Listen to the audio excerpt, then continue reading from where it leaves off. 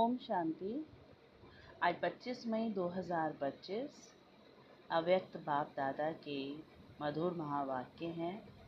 Revise date है 4 सितंबर 2005। Heading में बाबा ने कहा, शिक्षा के साथ क्षमा और रहम को अपना लो, दुआएं दो, दुआएं लो, तो आपका घर आश्रम बन जाएगा। बाप दादा बोले, आज बाप दादा सर्व बच्चों के मस्तक में प्योरिटी की रेखाएं देख रहे हैं, क्योंकि ब्राह्मण जीवन का फाउंडेशन ही है पवित्रता। पवित्रता की रेखाएं कौन सी है जानते हो? पवित्रता सर्व को प्रिय है। पवित्रता सुख, शांति, प्रेम, आनंद की जननी है। पवित्रता मानव का सच्चा श्रृंगार है। पवित्रता नहीं तो मानव जीवन का मूल्य नहीं। जैसे देखते हो देवताएं पवित्र हैं, इसलिए ही माननीय और पूजनीय हैं। पवित्रता नहीं तो मानव जीवन को आजकल देख रहे हो। बाप दादा ने आप सभी बच्चों को ब्राह्मण जन्म का वरदान यही दिया, पवित्र भव, योगी भव। जिस आत्मा में पवित्रता है, उसकी चाल, चलन, चेहरा चमकता है। इसलिए पवित्रता ही जीवन को श्रेष्ठ बनाने वाली है। वास्तव में आप सब बच्चों का अनादि स्वरूप ही पवित्रता है। आदि स्वरूप ही पवित्रता है, अनादि स्वरूप भी पवित्रता है। ऐसी पवित्र आत्माओं की विशेषताएं उनकी जीवन में सदा पवित्रता की पर्सनैलिटी दिखाई देती है। पवित्रता की रियलिटी, पवित्रता की रॉयल्टी चेहरे और चाल में दिखाई देती है। ये रेखाएं जीवन का श्रृंगार है। रियलिटी है मैं अनादि आदि स्वरूप इस स्मृति से समर्थ बन जाता है। रॉयल्टी है स्वयं भी स्वमान में और हर एक को सम्मान देकर चलने वाला।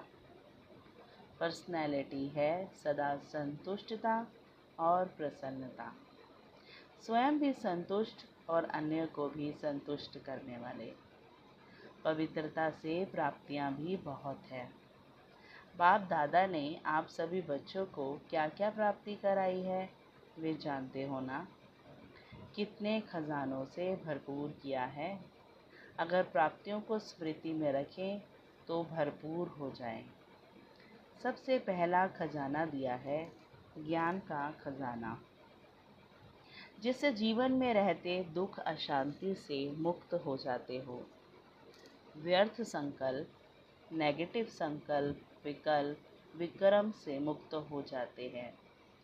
अगर कोई भी व्यर्थ संकल्प व विकल्प आता भी है तो ज्ञान के बल से विजयी बन जाते हैं। दूसरा खजाना है याद योग, जिससे शक्तियों की प्राप्ति होती है और शक्तियों के आधार से सर्व समस्याओं को, सर्व विघ्नों को सहज पार कर लेते हो।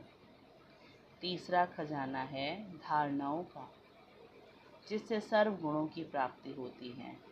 और चौथा खजाना है सेवा का, जिससे सेवा करने से जिसकी सेवा करते हो उसकी दुआएं मिलती हैं, खुशी प्राप्त होती है। इतने खजाने बाप द्वारा सभी बच्चों को प्राप्त होते हैं।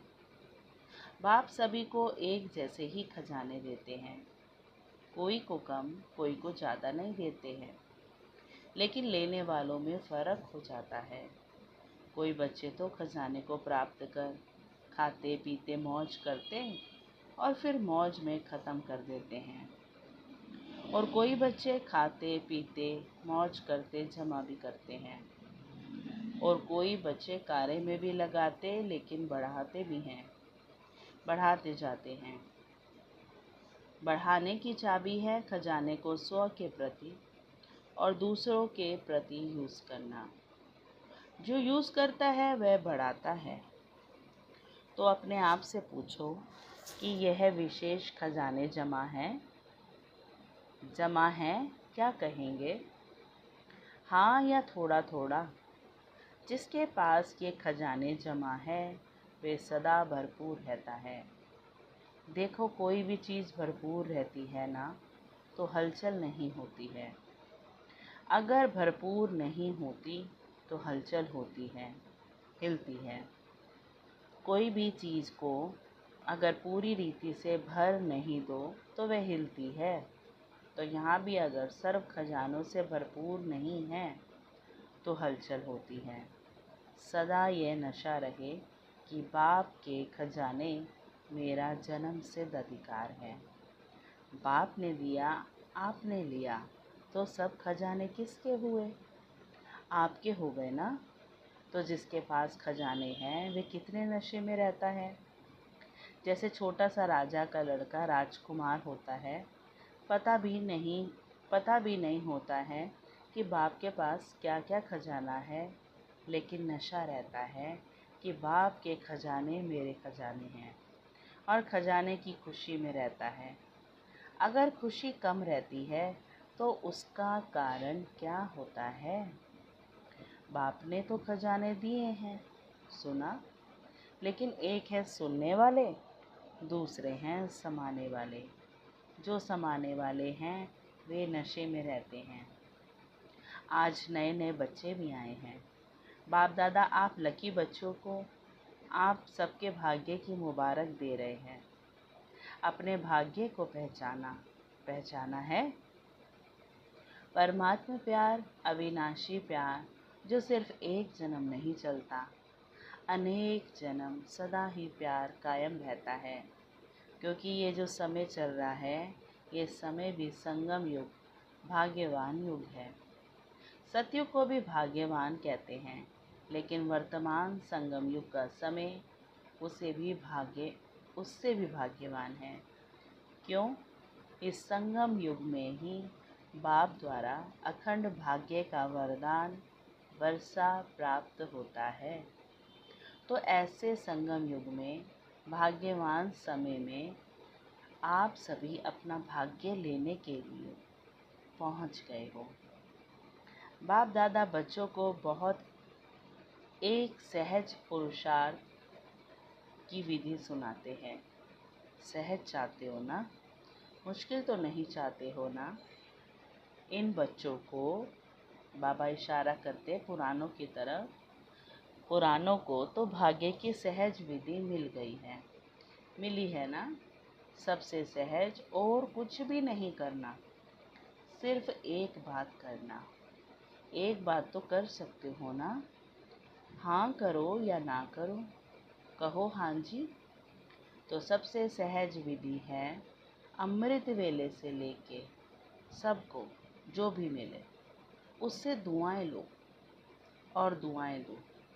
चाहे क्रोधी भी आवे, लेकिन आप उसको भी दुआएं दो और दुआएं लो, क्योंकि दुआएं तीव्र पुरुषार्थ का सहज यंत्र है। जैसे साइंस में रॉकेट है ना, तो कितना जल्दी कार्य कर लेता है। ऐसे दुआएं देना और दुआएं लेना, ये भी एक बहुत सहज साधन है आगे बढ़ने का। अमृत वेले बाप से सहज याद से दुआएं लो और सारा दिन दुआएं दो और दुआएं लो। ये कर सकते हो? कर सकते हो तो हाथ उठाओ। कोई बद्दुआ दे तो क्या करेंगे? आपको बार बार तंग करे तो? देखो आप परमात्मा के बच्चे, दाता के बच्चे हो ना। आप परमात्मा के बच्चे, दाता के बच्चे, दाता हो ना। मास्टर दाता तो हो। तो दाता का काम क्या होता है? देना। तो सबसे अच्छी चीज़ है दुआएं देना, कैसा भी व्यक्ति हो, लेकिन है तो आपका भाई बहन। परमात्मा के बच्चे तो भाई बहन हो ना। तो परमात्मा का बच्चा है, मेरा ईश्वरीय भाई है, ईश्वरीय बहन है, उसको क्या देंगे? बद्दुआ देंगे क्या? बाप कभी बद्दुआ देता है? देगा? देता है? हाँ या ना? हाँ ना करो, बहुत खुश रहेंगे। क्यों? अगर बद्दुआ वाले को भी आप दुआ देंगे, वह दे ना दे, लेकिन आप दुआ देंगे तो दुख क्यों होगा? बाप दादा आप आए हुए बच्चों को एक वरदान देता है। वरदान याद रखेंगे तो सदा खुश रहेंगे। वरदान सुनाएं, सुनेंगे? वरदान है, अगर आपको कोई दुख दे तो भी आप दुख लेना नहीं। वह दे लेकिन आप नहीं लेना, क्योंकि देने वाले ने दे दिया, लेकिन लेने वाले तो आप हो ना। देने वाला लेने वाला नहीं है। अगर वह बुरी चीज़ देता है, दुख देता है, अशांति देता है, तो बुरी चीज़ है ना। आपको दुख पसंद है? नहीं पसंद है ना, तो बुरी चीज़ हो गई ना। तो बुरी चीज़ ली जाती है क्या? कोई आपको बुरी चीज़ देवे तो आप ले लेंगे? लेंगे? नहीं लेंगे तो लेते क्यों हो? ले लेते हो ना। अगर दुख ले लेते हो तो दुखी कौन होता है? आप होते हो या वे होता है? लेने वाला ज़्यादा दुखी होता है। अगर अभी से दुख लेंगे नहीं तो आधा दुख तो आपका दूर हो गया। लेंगे ही नहीं ना।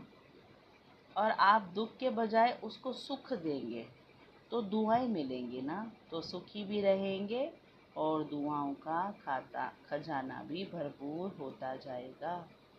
हर आत्मा से कैसे भी हो, आप दुआएं लो, शुभ भावना शुभकामना रखो।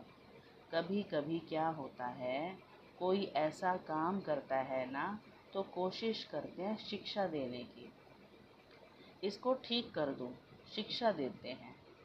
शिक्षा देते हो, शिक्षा दो, लेकिन शिक्षा देने की सर्वोत्तम विधि है कि क्षमा का रूप बन के शिक्षा दो। सिर्फ शिक्षा नहीं दो, रहम क्षमा भी करो और शिक्षा भी दो। दो शब्द याद रखो, शिक्षा और क्षमा, रहम। अगर रहम दिल बन के उसको शिक्षा देंगे तो आपकी शिक्षा काम करेगी। अगर रहम दिल बनकर नहीं देंगे तो शिक्षा एक कान से सुनेंगे, दूसरे कान से निकल जाएगी, शिक्षा धारण नहीं होगी। ऐसे है ना? अनुभव है? आप भी किसका शिक्षक तो नहीं बन जाते। शिक्षक बनना जल्दी आता है, लेकिन क्षमा करना दोनों साथ साथ चाहिए। अभी से रहम। रहम करने की विधि है शुभ भावना शुभकामना। जैसे कहते हैं ना, सच्चा प्यार पत्थर को भी पानी कर देता है। ऐसे ही क्षमा स्वरूप से शिक्षा देने से आपका कार्य जो चाहते हो ये नहीं करे, ये नहीं हो, वह प्रत्यक्ष दिखाई देगा। आपके रहम दिल बन शिक्षा देने का प्रभाव, उसकी कठोर दिल भी परिवर्तन हो जाएगी। तो क्या वरदान मिला? न दुख देना न दुख लेना। पसंद है? पसंद है तो अभी लेना नहीं, गलती नहीं करना। जब बाप दुख नहीं देता तो फॉलो फादर तो करना है ना। कर रहे हैं। कभी कभी थोड़ा डांट देते हो, डांटना नहीं, रहम करो। रहम के साथ शिक्षा दो। बार बार किसको डांटने से और ही आत्मा जो है ना, वे दुश्मन बन जाती है, घृणा आ जाती है। परमात्मा बच्चे हो ना, तो जैसे बाप पतित को भी पावन बनाने वाला है, तो आप दुखी को सुख नहीं दे सकते हो। अभी जाकर ट्रायल करना। ट्रायल करेंगे ना, तो पहले चैरिटी बिगन्स एट होम। परिवार में अगर कोई दुख देवे तो भी दुख नहीं लेना, दुआएं देना, रहम दिल बनना। पहले घर वालों को करो। पहले घर का प्रभाव मोहल्ले में पड़ेगा, मोहल्ले का प्रभाव देश में पड़ेगा, देश का प्रभाव विश्व में पड़ेगा। सहज है ना? अपने परिवार में शुरू करो, क्योंकि देखो एक भी अगर क्रोध करता है तो घर का वातावरण क्या हो जाता है। घर लगता है या युद्ध का मैदान लगता है? उस समय अच्छा लगता है? नहीं लगता है ना। आप लोगों के लिए भी है। आज वीआईपीज़ के साथ मधुबन वाले समर्पित भाई बहनें भी साथ में सामने बैठे हैं। अपने अपने साथियों से, अपने अपने कार्यकर्ताओं से ना दुख लेना, न दुख देना, दुआएं देना और दुआएं लेना। अगर आप अधिकार से ऐसे समय पर भी दिल से मेरा बाबा कहेंगे, परमात्मा बाबा, मेरा बाबा, तो कहावत है कि भगवान सदा हाजिर है। अगर आपने दिल से अधिकार रूप में ऐसे समय पर मेरा बाबा कहा, तो बाप हजूर हाजिर हो जाएगा। क्योंकि बाप किस लिए है? बच्चों के लिए तो है। और अधिकारी बच्चे को बाप सहयोग नहीं दे, ये हो नहीं सकता है, असंभव। तो परिवर्तन करके जाना, जैसे आए वैसे नहीं जाना, परिवर्तन करके ही जाना। क्योंकि देखो, इतना खर्चा करके आए हो, टिकट तो लगी ना, खर्चा भी किया, समय भी दिया, तो उसकी वैल्यू तो रखेंगे ना। तो वैल्यू है स्व परिवर्तन से पहले घर का परिवर्तन, फिर विश्व का, देश का परिवर्तन। आपका घर आश्रम बन जाए, घर नहीं आश्रम। वैसे शास्त्र भी कहते हैं गृहस्थ आश्रम, लेकिन आज आश्रम नहीं है। आश्रम अलग है, घर अलग। तो घर को आश्रम बनाना, दुआएं देना और लेना, यह आश्रम का कार्य है। आपका घर मंदिर बन जाएगा। मंदिर में मूर्ति क्या करती है? दुआएं देती है ना। मूर्ति के आगे जाकर क्या कहते हैं? दुआ दो, मर्सी मर्सी कह के चिल्लाते हैं। तो आपको भी क्या देना है? दुआ। ईश्वरीय प्यार दो, आत्मिक प्यार, शरीर का प्यार नहीं, आत्मिक प्यार। आज प्यार है तो स्वार्थ का प्यार है, सच्चे दिल का प्यार नहीं है। स्वार्थ होगा तो प्यार देंगे, स्वार्थ नहीं होगा तो डोंट केयर। तो आप क्या करेंगे? आत्मिक प्यार देना, दुआ देना, दुख ना लेना, ना दुख देना। देखो, आपको चांस मिला है, बाप दादा को खुशी है। इतने जो भी सब आए हैं, भारत के करीब 250 वीआईपीज़ रिट्रीट में आए हुए हैं। इतने घर तो आश्रम बनेंगे ना, बनाएंगे ना? पक्का कि थोड़ा थोड़ा कच्चा? जो समझते हैं कुछ भी हो जाए, थोड़ा सहन तो करना पड़ेगा, समाने की शक्ति कार्य में लगानी पड़ेगी। लेकिन सहन शक्ति का फल बड़ा मीठा होता है। सहन करना पड़ता है, लेकिन फल बड़ा मीठा होता है। तो जो पक्का वादा करते हैं, घर घर को स्वर्ग बनाएंगे, मंदिर बनाएंगे, आश्रम बनाएंगे, वे हाथ उठाओ। देखा देखी में नहीं उठाना, क्योंकि बाप दादा हिसाब लेगा ना। फिर देखकर नहीं उठाना, सच्चा सच्चा मन का हाथ मन से उठाओ। अच्छा दादियाँ, इनको इसकी क्या प्राइस देंगे? हाँ बोलो। दादी, इतने मंदिर बन जाएंगे तो आप उसको क्या प्राइस देंगी? आपके घर वालों को ले आवे। ये तो प्राइस नहीं दी, ये तो काम सुना दिया। बाबा जो आज्ञा रखेंगे करेंगे। देखो, प्राइस तो आपको मिल जाएगी, कोई बड़ी बात नहीं है। लेकिन है। लेकिन बोलें, आप जाने के बाद अपनी धारणा से परिवर्तन करना, और 15 दिन के बाद, मास के बाद अपने रिजल्ट लिखना। जो 1 मास भी दुख नहीं लेगा ना देगा, उसको बहुत बड़ी प्राइज़ देंगे। अगर आप आएंगे तो मुबारक है, अगर नहीं आ सकेंगे तो भी सेंटर पर भेजेंगे। अच्छा, चारों ओर के देश विदेश के बच्चों की याद बाप दादा को मिली है। चाहे फ़ोन द्वारा याद भेजी है, चाहे पत्र द्वारा, चाहे दिल में याद किया है। तो बाप दादा सभी बच्चों को, चाहे भारत के, चाहे विदेश के, रिटर्न में दुआएं, चाहे विदेश के बच्चे हैं, रिटर्न में बाप दादा दुआएं और याद प्यार पदम गुना दे रहे हैं। चारों ओर के परमात्मा प्यार के अधिकारी बच्चों को, चारों ओर सर्व खजानों से भरपूर, निर्विघ्न, निर्विकल्प, निर्व्यर्थ संकल्प रहने वाली श्रेष्ठ आत्माओं को साथ साथ सर्व परिवर्तन करने और कराने के उमंग उत्साह में उड़ने वाले बच्चों को, साथ साथ बाप दादा को सच्चे दिल का समाचार देने वाले सच्चे दिल वाले बच्चों को विशेष दिल आराम के रूप में, बाप के रूप में, शिक्षक के रूप में, सतगुरु के रूप में पदम गुना याद प्यार और नमस्ते। हम रूहानी बच्चों की रूहानी बाप दादा को नमस्ते नमस्ते नमस्ते।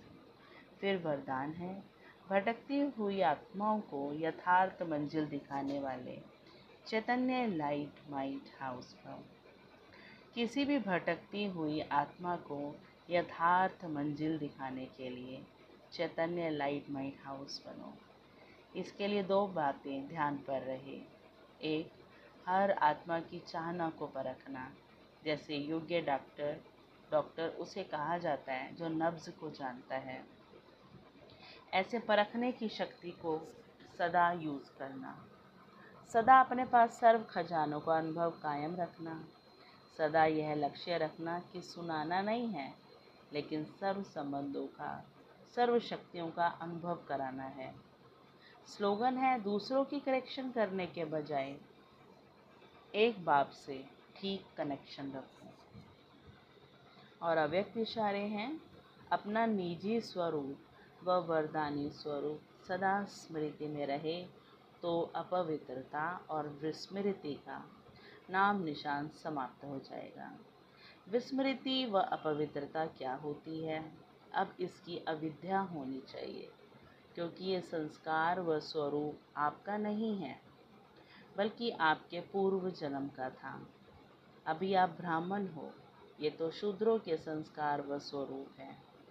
ऐसे अपने से भिन्न अर्थात दूसरे के संस्कार अनुभव होना, इसको कहा जाता है न्यारा और प्यारा। अच्छा, ओम शांति। शुक्रिया मीठे बाबा, शुक्रिया।